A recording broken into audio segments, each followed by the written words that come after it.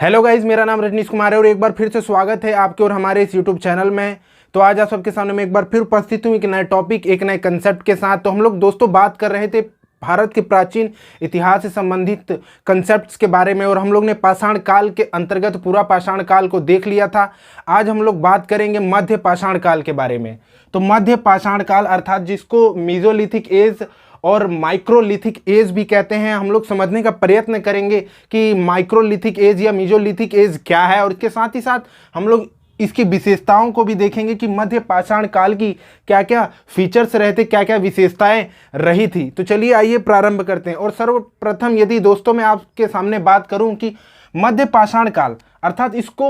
Mesolithic as या microlithic age क्यों कहा जा रहा है, तो जैसे नाम से ही स्पष्ट है कि एक तरफ जहां हम लोग ने पूरा पाषाण काल देखा था, इससे पूर्व का जो काल हम लोगों ने देखा था, और इसके साथ ही साथ आगे हम लोग मध्य पाषाण काल के आगे हम लोग देखेंगे क्या, नवपाषाण काल। तो इन दोनों के बीच का यह काल था, एक संक्रमण का काल था, इसीलिए हम लोग इसको मध्य पाषाण काल अर्थात मेसोलिथिक एज के नाम से हम लोग जानते हैं। और साथ ही साथ इसको माइक्रोलिथिक एज क्यों कहा जाता है, क्योंकि दोस्तों यह वह काल था अर्थात माइक्रो अर्थात छोटा,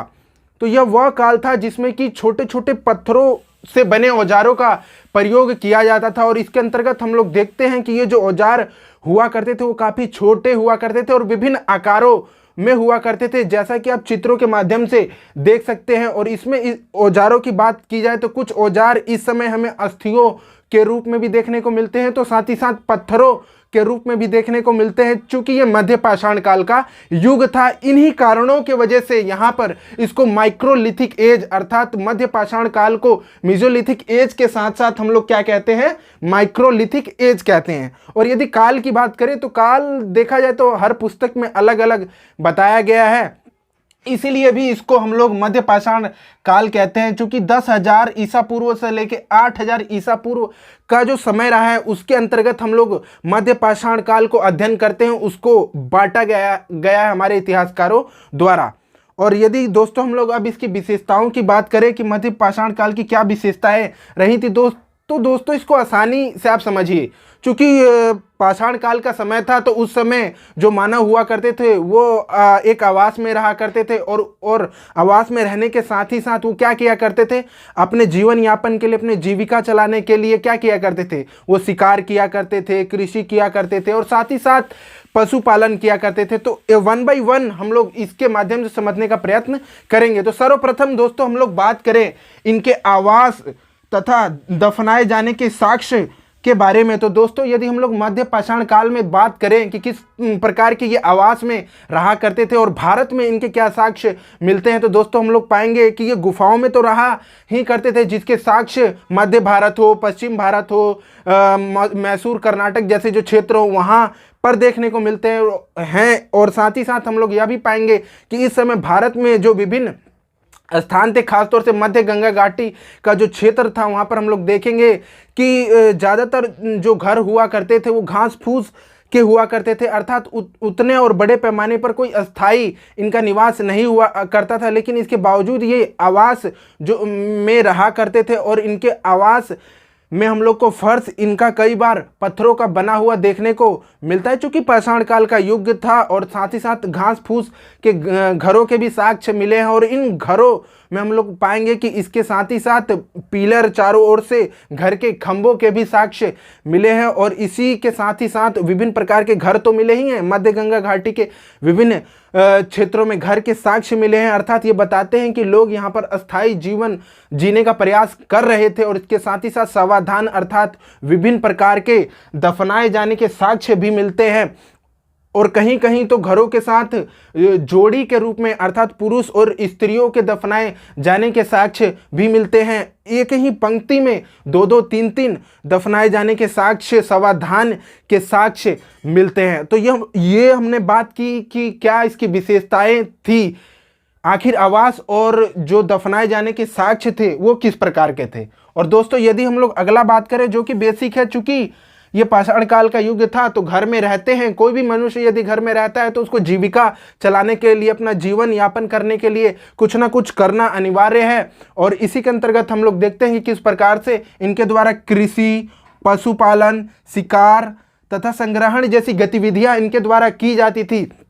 तो यदि हम लोग बात करें तो कृषि उतने बड़े पैमाने पर यहाँ पर इस काल में कृषि नहीं की जाती थी, लेकिन इसके बावजूद हम लोग देखेंगे कि इस काल की प्रमुख विशेषता यह रही थी कि जो इससे पहले का काल था, जो पूरा पाषाण काल था, उससे जस्ट विपरीत इस काल में जलवायु रूप से काफ़ी परिवर्तन आया और बड़े पैमाने पर परिवर्तन आया। और दोस्तों यही कारण था यहाँ पर गर्म और शुष्क जैसे ही जो जलवायु परिस्थितियां थी वो देखने को मिलती है, मौसमी घटनाएं हम लोग को देखने को मिलती है, और जिसका परिणाम यह होता है कि यहाँ की जो वनस्पतियां थी, इस समय जो विभिन्न प्रकार के वनस्पति थे, चाहे जीव जंतु थे, उनमें व्यापक रूप से परिवर्तन आया, उनके आहार में परिवर्तन आया। और हम लोग देखते हैं कि किस प्रकार से कृषि में विभिन्न प्रकार के गेहूँ, जौ, चावल जैसे विभिन्न फसलों का उपयोग किया जाता था। और जैसा कि हम लोग दोस्तों जानते हैं कि चाहे वो गेहूं हो चाहे चावल हो, उनको लगभग अच्छी खासी एक टेम्परेचर की आवश्यकता होती है, लगभग 20 डिग्री सेल्सियस से लेकर 27 डिग्री सेल्सियस के मध्य, चाहे वो चावल हो चाहे गेहूं हो,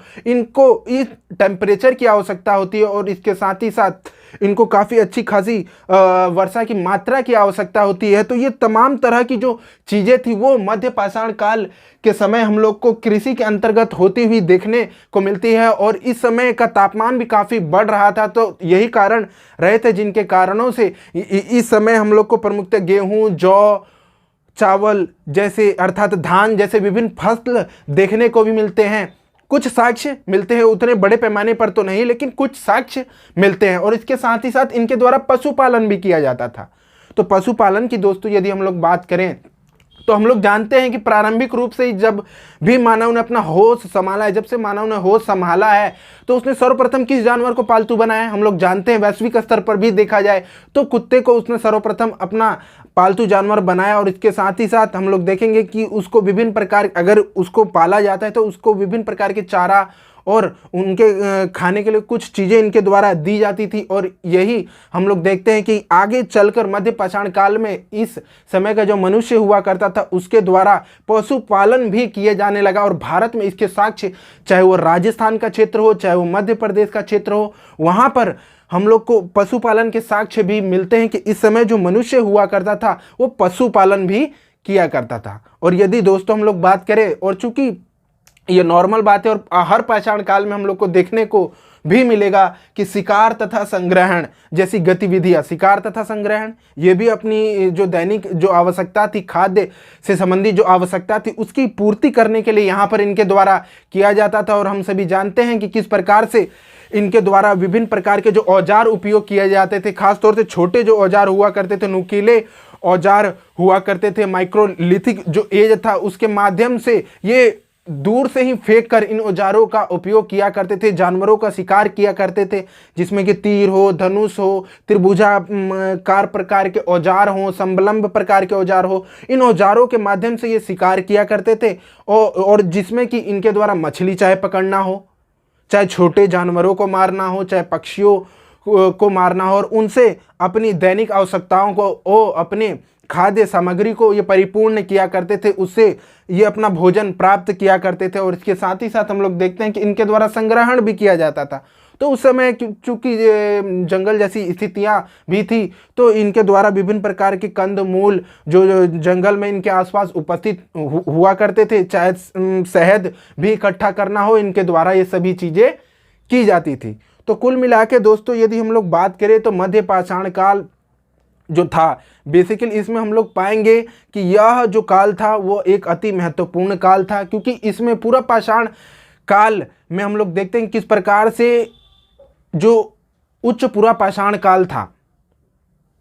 उसके अंतर्गत वो काल तो खत्म हुआ, और इसके बाद एक नया परिवर्तन इसमें क्या हुआ, जलवायविक रूप से व्यापक परिवर्तन आया। और यही जो मौसमी दशाएं थी, गर्म शुष्क जो वातावरण था, इसने मध्य पाषाण काल को ना केवल पूरा पाषाण काल बल्कि उच्च नव पाषाण काल से भी भिन्न बनाया। तो ये था आज का मेरा वीडियो, कैसा लगा जरूर बताएं, लाइक और सब्सक्राइब करना ना भूलें। थैंक यू, धन्यवाद।